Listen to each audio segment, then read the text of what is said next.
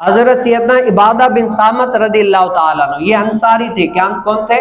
حضرت سیدنا عبادہ بن صامت رضی اللہ تعالیٰ عنہ یہ انصاری تھے.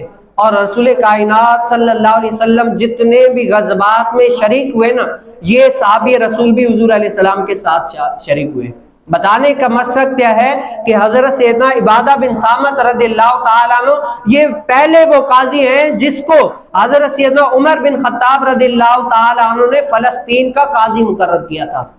سب سے پہلے کون تھے؟ حضرت سیدنا عبادہ بن صامت رضی اللہ تعالیٰ عنہ یہ فلسطین کے قاضی بنے تھے. پھر کیا ہے، شام کے قاضی بنے، اور ایسے تو قاضی بنے کہ فلسطین قائم و دائم اور اس ٹائم پر خوشحال تھا. آج جیسے اسرائیل کا وہاں پر قبضہ ہے نا، اس ٹائم نہیں، بلکہ کیا اس ٹائم یا رسول اللہ کہنے والوں کا قبضہ تھا.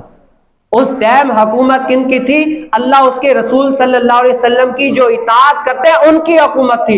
اگر مسلمانوں کے اوپر کوئی آنکھ بھی میلی کر کے دیکھتا تو اللہ تعالیٰ کے وہ مقبول بندے ان کو ایسے تو بتاتے کہ وہ اس ٹائم پر فلسطین کی طرف آنکھ بھی میلی کر کے نہیں دیکھ سکتے تھے. آج ہمیں ان چیز کی حاجت ہے. اللہ تعالیٰ عبادہ بن صامت رضی اللہ تعالیٰ کا ذرہ عطا فرما دے، فلسطین پر رحم و کرم فرما دے. ان کے حال دیکھیں اس ٹائم میں بھی. میں تو یہ غور کرتا ہوں اتنا ان پر ظلم و ستم ہو رہا ہے، لیکن پھر بھی مجال ہے کہ اللہ تعالیٰ کی اطاعت سے ہٹ جائے.